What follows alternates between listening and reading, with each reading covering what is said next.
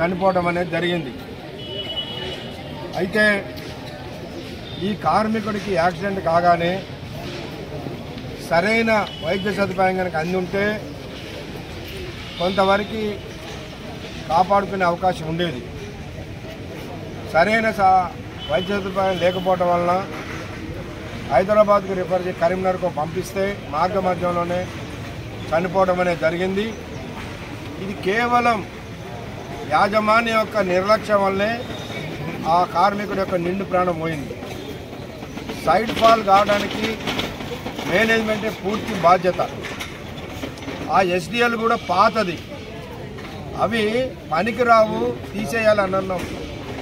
తీసేయకుండా పాత వాటినే పెడితే దానివల్ల ఇవాళ ఈ యాక్సిడెంట్ జరిగింది. కాబట్టి దీనికి బాధ్యులైన అధికారుల మీద ఖచ్చితంగా చర్య తీసుకోవాలి.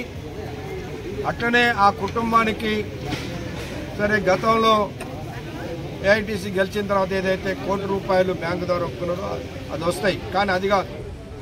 యాజమాన్యం కూడా వర్క్మెన్ కాంపన్సేషన్ కానీ తర్వాత మ్యాచింగ్ గ్రాంట్గా ఇచ్చే డబ్బు కానీ అవన్నీ కూడా ఇవ్వాలి. సరే ఆ కార్మికుడిని మనం తీసుకురాలేము, కానీ ఆ కుటుంబానికి న్యాయం జరగాలి.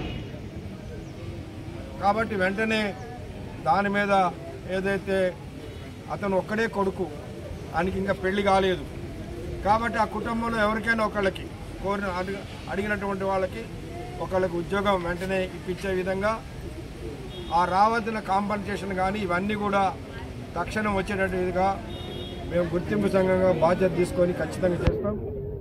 ముఖ్యంగా ఈ రాసపల్లి శ్రావణ్ కుమార్ అనే అతను కుటుంబం మొత్తం కూడా వాళ్ళ తాత నాకు బాగా తెలుసు, శ్రావణపల్లి లింగయ్య అని RK4లో పనిచేసేవాడు కోల్ ఫిల్లర్గా. ఆయన 30-40 సంవత్సరాలు ఏఐటీసీలో కార్యకర్తగా పనిచేశాడు. రాసపల్లి లింగయ్య వాళ్ళ కొడుకు, తర్వాత ఇప్పుడు మనవడు, వీళ్ళందరూ ఒక సింగరేణి కుటుంబానికి సంబంధించినటువంటి వాళ్ళు. కాబట్టి వాళ్ళ కుటుంబానికి పూర్తి న్యాయం చేయాల్సిన బాధ్యతగా మాకున్నది. మేము తప్పనిసరిగా న్యాయం చేకూరుస్తామని. అట్లనే ఈ యాక్సిడెంట్ కేవలం యాజమాన్యం నిర్లక్ష్యం వల్ల జరిగింది కాబట్టి దానిపైన బాధ్యులైన అధికారుల మీద ఖచ్చితంగా చర్య తీసుకోవాలని మేము ఏఐటీసీగా డిమాండ్ చేస్తాం.